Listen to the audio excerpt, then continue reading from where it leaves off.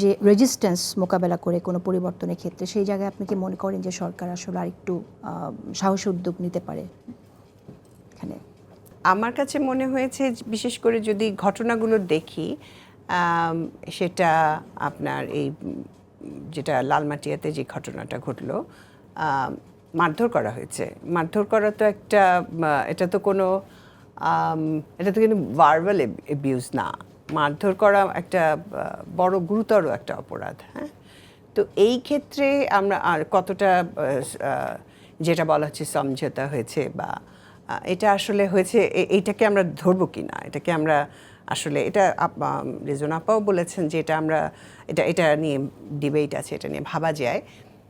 তবে এই ক্ষেত্রে আমার কাছে মনে হয়েছে যে এটার উত্তরে আপনার সরকারের দিক থেকে যে একটা, মানে সরকার যখন কথা বলে তখন কিন্তু জনগণকে যখন অ্যাড্রেস করে যে কোনটা রাইট অ্যান্ড রং, সরকার বলা মানে হচ্ছে আপনার বা নারীদের জন্য যে নিরাপত্তা নিশ্চিত করা হচ্ছে বা তাদেরকে যে সমস্ত নারীরা এই ধরনের আক্রমণের মধ্যে পড়ছে তাদেরকে একটা আপনার নিশ্চয়তা দেওয়া, সেটা কিন্তু সরকারের কাছ থেকে আসতে পারতো। আমাদের কাছে মনে হচ্ছে অনেক দোদুল্যমান সরকার, এবং এই দোদুল্যমানতা কিন্তু যে মেসেজ দেয় রাষ্ট্রের অন্যান্য নাগরিকদেরকে বা যারা পারপেট্রেটর, সেটা কিন্তু ভালো না। মেসেজটা হচ্ছে যে তারা এটা করতে পারে বা এখানে একটা একটা শক্ত যে অবস্থান, সেটার একটা কিন্তু অভাব ছিল।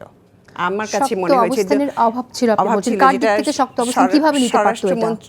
স্বরাষ্ট্র উপদেষ্টা যিনি ছিলেন তিনি যেভাবে কথা বলেছেন, কিংবা পরে অন্যান্য এমনকি রেজওয়ানা আপাও যেভাবে বলেছেন, সেটা আসলে যারা অপরাধ সংগঠন করছে বা যেই ঘটনাটা সেখানে ঘটেছিল, সে তাতে করে মনে হয় যে এই দোদুল্যমানতাটা কিছুটা স্পষ্ট হয়। দেখায় না যে নারীদের প্রসঙ্গে বলা হচ্ছে যে তাদেরকে নিরাপত্তা দেওয়া হবে বা যেটা ঘটনা ঘটেছে সে ঠিক হয়নি, এটা কিন্তু একদম দ্ব্যর্থহীনভাবে যদি বলা হতো, ধরেন এর মধ্যে তো প্রতিক্রিয়া আসতেই পারে, কিন্তু যেটা অপরাধ সেটা তো অপরাধ অলরেডি প্রতিষ্ঠিত হয়ে আছে আইনিভাবে। আপনি যেটা বলেছেন, আমার মনে হয় এই বিষয়ে সৈয়দ রিজওয়ানা হাসান একটি মন্তব্য নিনি, কারণ তিনি আমাদের সাথে পুরো অনুষ্ঠানে থাকতে পারছেন না। সৈয়দ রিজওয়ানা হাসান, আপনি কিছু বলতে চান কিনা? অধ্যাপক মির্জা তসলিমা সুলতান একটি মন্তব্য করেছেন, আমি আশা করি আপনি ওই পয়েন্টটুকু মিস করেছি, একটু আমাকে বলেন। তসলিমা সুলতানা যেটা বলেছেন যে সরকার আরও শক্ত ভূমিকা নিতে পারত এবং সেখানে একটা দোদুল্যমানতা প্রতীয়মান হয়েছে, যেটা আসলে পারপেট্রেটরসদেরকে একটু শক্ত ভূমিকাতেই আছে, সরকার স্পষ্ট ভূমিকায় আছে। আমি এটুকুন বলে আশ্বস্ত করতে চাই যে সরকারের ভূমিকাটা স্পষ্ট এবং দৃঢ়।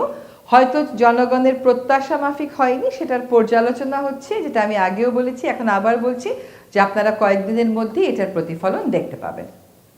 আচ্ছা, আপনি তো উপদেষ্টা, একটা কথা আপনাকে বলি, যেমন ধরে মাগুরার ঘটনায় যেটা ঘটেছে আপনাকে একটু বলি, সেখানে কিন্তু